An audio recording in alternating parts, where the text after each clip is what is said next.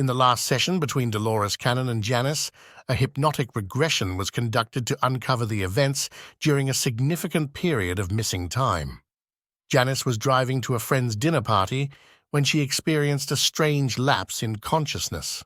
Under hypnosis, she discovered that during this missing time, she was absorbed onto an alien ship, interacting with extraterrestrial beings through telepathy and exploring the ship's surroundings. In the next session, after a short break, Dolores continued her work with Janice, focusing on a puzzling encounter from the previous week. Janice was intrigued by a flood of symbols that entered her mind, and she and Dolores aimed to unravel their meaning and significance. This session would delve deeper into the enigmatic world of extraterrestrial communication, offering insights into Janice's experiences and her ongoing connection with the alien beings. After eating and relaxing, Dolores and Janice decide to explore the incident. The focus is on Janice's experience the previous night when she saw smoke or fog while starting her car. The last thing she remembered was walking into the fog towards a cat, and then she found herself in her car, hours later. Under hypnosis, Janice relived the event and described the smoke as more like a mist, not smoke. She discovered a cat in the fog, but it wasn't really a cat. As she moved toward it, she felt locked in, as if tuned into a frequency. The cat transformed into a group of beings, and she experienced a kind of dimensional shift, as if she was transported to another place or a ship. D. What happened when you saw the mist around your car? J. It was strange, like it came out of nowhere. I thought my car was overheating, but the smoke looked more like mist. Then I saw a cat in front of the car. D. What did you do when you saw the cat? J. I walked toward it thinking it might be hurt or something, but it wasn't really a cat. It shifted, changed into something else. D. What did it change into? J. It transformed into a group of beings. I felt like I was drawn in, like I was on autopilot. It felt like I was being pulled toward a frequency. D. What was the group of beings like? J. They were just standing there, waiting for me. There was this guy in a green robe. I recognized him from somewhere, maybe from a past life or another encounter. D. What happened when you reached them? J. I felt like I was shifting into a different state of consciousness. It was like I was walking through a corridor, but I wasn't sure if I was physically moving or if it was all in my mind. D. What did you see once you reached the ship? J. The ship was large, with high ceilings and strange lights. It was like stepping into another world. There were more beings there, but I couldn't focus on all of them because I was moving so quickly. D. Did you interact with any of them? J. Not really. It was like I was in a dream, floating through the ship. I saw the being in the green robe again, and he seemed to be giving orders or instructions to the others. D. What do you think the beings wanted with you? J. I'm not sure. It felt like they were communicating with me, but I couldn't understand their language. They were showing me symbols, and I felt like I needed to remember them for some reason. Communicating with the beings.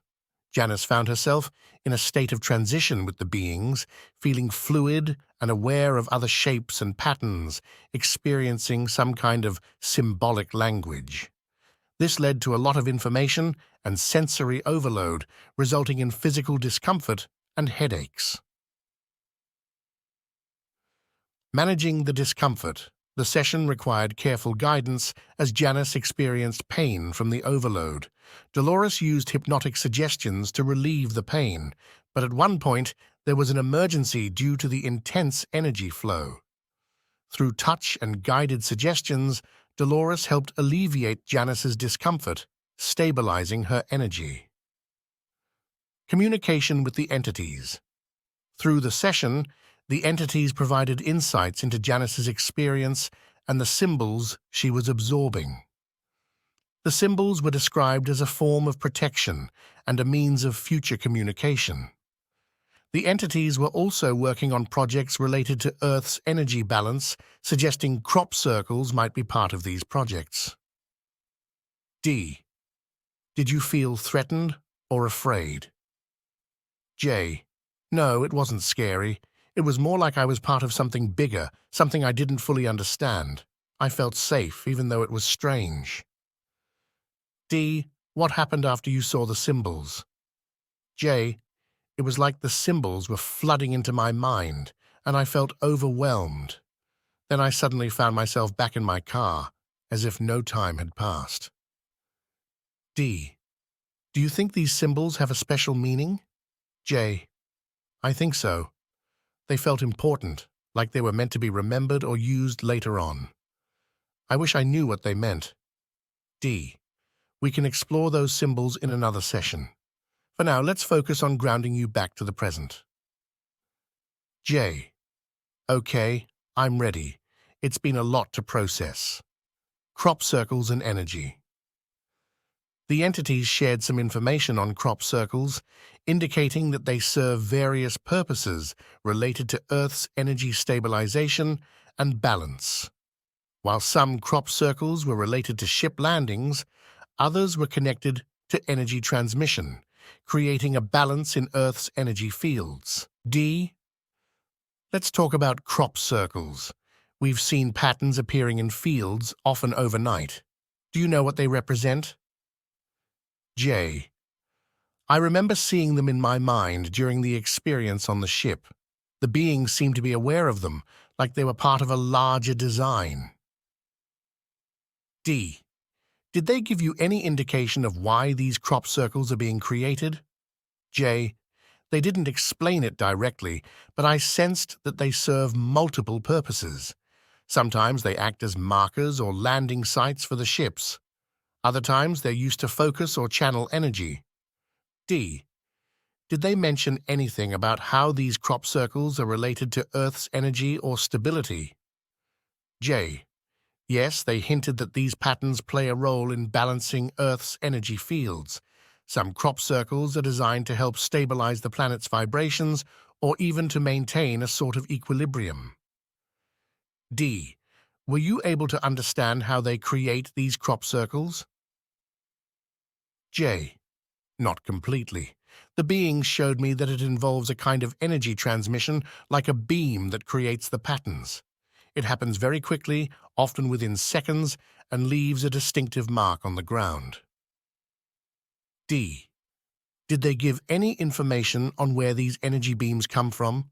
Are they from the ships themselves, or from another source? J. I asked about that, but they were vague.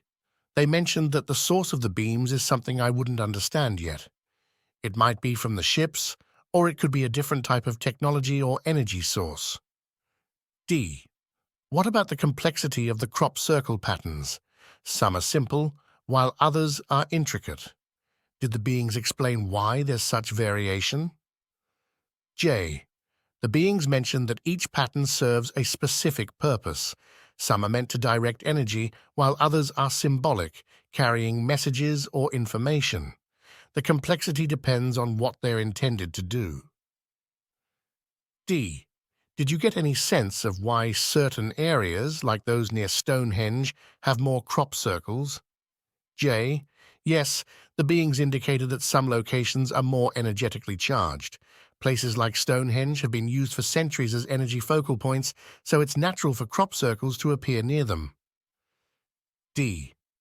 Are these crop circles meant to communicate with humans, or do they have a different audience? J. They can serve both purposes. Some are meant to communicate with humans who are ready to understand their messages. Others are part of a larger system of energy work that humans may not fully grasp yet. D. That's fascinating. We'll need to explore this further.